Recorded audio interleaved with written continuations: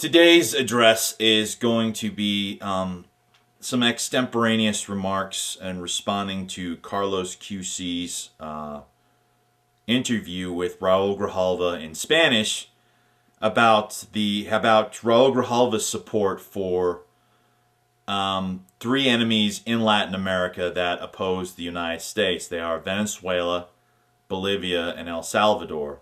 And Carlos QC and Raul Grijalva both made the claim that these regimes are not totalitarian, they're not socialist, but they're in fact very democratic governments, which is a complete falsehood on so many levels.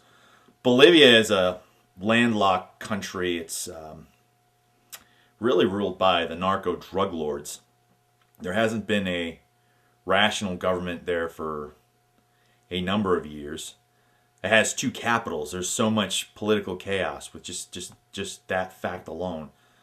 They elected a guy named Evo Morales, who proceeded to take the one industry by which they are making money, and that is their oil industry, and has nationalized it, basically stealing the wealth of those. Stealing the wealth of people who've produced something and provide jobs and will continue to provide jobs so long as they're not interfered with, and then go ahead and use that for his political gain. Not very uncommon. We see that today with the Obama administration. And then Venezuela, who is ruled by a dictator named Hugo Chavez, a paratrooper who took the country by force, a rabid and very strange man, even in Latin American circles, who has basically effectively taken his population and exported it to other countries because they are trying to because they can't continue to enjoy their livelihood, so they had to leave their country. Chavez is a bully. He uses these brigades, these people's militias, to intimidate people. He expropriates things that he can't control, state-controlled media. And you talk to any rational Venezuelan about the Chavez regime, and they will tell you that the guy is out of control. He is not a person that respects opposition, and he's a dictator. El Salvador recently had elections, and they elected the FMLN, which is a communist organization that has been in a state of civil war with the ruling regime. Now, the ruling regime has got a black eye because of the quote-unquote death squads that they employed, and they did do some house cleaning that included, I think, some Catholic nuns. But what is lost in those stories is that these Catholic nuns and a lot of Catholic activists, and I am a Catholic, were involved in a heretical theology called liberation theology, which is they're